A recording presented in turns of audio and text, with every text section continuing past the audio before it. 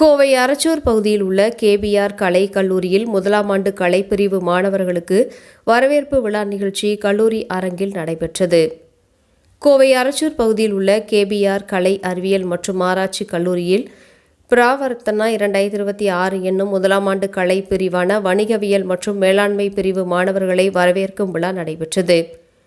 KPR கல்வி குழுமங்களின் தலைவர் doctor KP Ramasamy நிகழ்விற்கு தலைமை வகித்து சிறப்புரை ஆற்றினார். கல்லூரியின் செயலர் காயத்ரி அனந்தகிருஷ்ணன் நிகழ்விற்கு வாழ்த்துரை வழங்கினார்.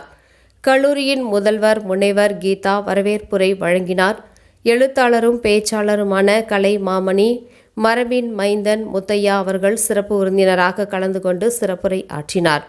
அவர் தமது உரையில் கல்வி அனைவருக்கும் கிடைக்க வேண்டிய அறிவு செல்வம், மாணவர்கள் தங்களுக்கான இலக்குகளை தீர்மானித்து அதற்கான திறமைகளை வளர்த்து கொண்டு உயர்ந்த நிறுவனங்களுக்கு பணிகளுக்கு செல்வது தங்கள் பெற்றோர்களுக்கும் பயிலும் கல்வி நிறுவனத்திற்கும் செய்யவிருக்கும் மிகப்பெரிய கடமையாகும் என்றார்.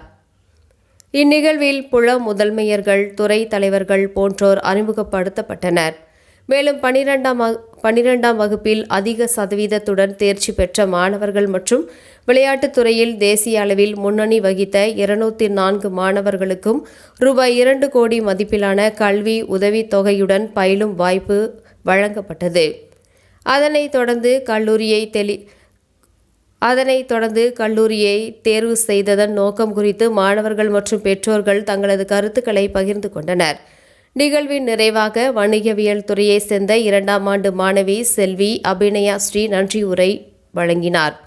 நிகழ்ச்சியில் வணிகவியல் ஒருங்கிணைந்த வணிகவியல் மற்றும் மேலாண்மை புலன்களை சேர்ந்த மாணவர்கள், பெற்றோர்கள், பேராசிரியர்கள், அலுவலக நிலைய பணியாளர்கள் என 3400க்கும் மேற்பட்டோர் பங்கேற்று சிறப்பித்தனர்.